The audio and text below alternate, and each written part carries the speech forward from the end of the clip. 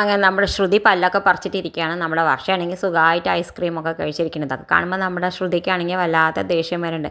എന്തായാലും പിന്നെ രണ്ടാളും കൂടി വീട്ടിലേക്ക് പോകുന്നുണ്ട്. വീട്ടിലേക്ക് പോകുന്നതിന് മുന്നേ നമ്മുടെ സച്ചി വീട്ടിലേക്ക് എത്തിയിട്ട് ആ സമയത്ത് നമ്മുടെ രേവതി ചോദിക്കുന്നുണ്ട്, സച്ചിയായിട്ട് ട്രിപ്പ് വേറെ ആൾക്കാരെ ഏൽപ്പിച്ച് വന്നിരിക്കുകയല്ലേ, നമ്മുടെ പാർലർ നിർത്തി പൊരിപ്പിക്കാനുള്ള പരിപാടിയല്ലേ എന്ന് പറയുമ്പോൾ ആ അതെ എന്ന് പറയുമ്പോൾ അപ്പോഴേക്കും നമ്മുടെ ശ്രുതിയും വർഷയും കൂടിയും കയറി വരുന്നുണ്ട്. ആ സമയത്ത് നമ്മുടെ ചന്ദ്ര ചോദിക്കുന്നുണ്ട്, എന്തായി ഇപ്പം എന്താ പല്ല് പറിച്ചു ചോദിക്കുന്നുണ്ട്. ആ പല്ല് പറിച്ചു. ആ സമയത്ത് എന്തിനാ നീ അവളെ പല്ല് പറിക്കാൻ നിർബന്ധിച്ച് നമ്മുടെ ചന്ദ്ര ചോദിക്കുന്നുണ്ട്. ആ സമയത്ത് നമ്മുടെ വർഷം പറയുന്നുണ്ട്, ആ അമ്മ ഇപ്പോൾ ഒരു പല്ലിനെ കേടുള്ളൂ, ഇപ്പം ഞാനത് പറപ്പിച്ചിട്ടില്ലെങ്കിൽ എല്ലാ പല്ലിനും നമ്മുടെ ഏടത്തേക്ക് കേട് വരും, പിന്നെ എല്ലാ പല്ലും പറിച്ച് നമ്മുടെ ശ്രുതി എടുത്തി വെപ്പ് പല്ല് വെക്കേണ്ടി വരും എന്നൊക്കെ പറയുന്നുണ്ട്. ആ സമയത്ത് നമ്മുടെ ചന്ദ്ര അതെ അത് നല്ല കാര്യമാണെന്ന് പറയുന്നുണ്ട്.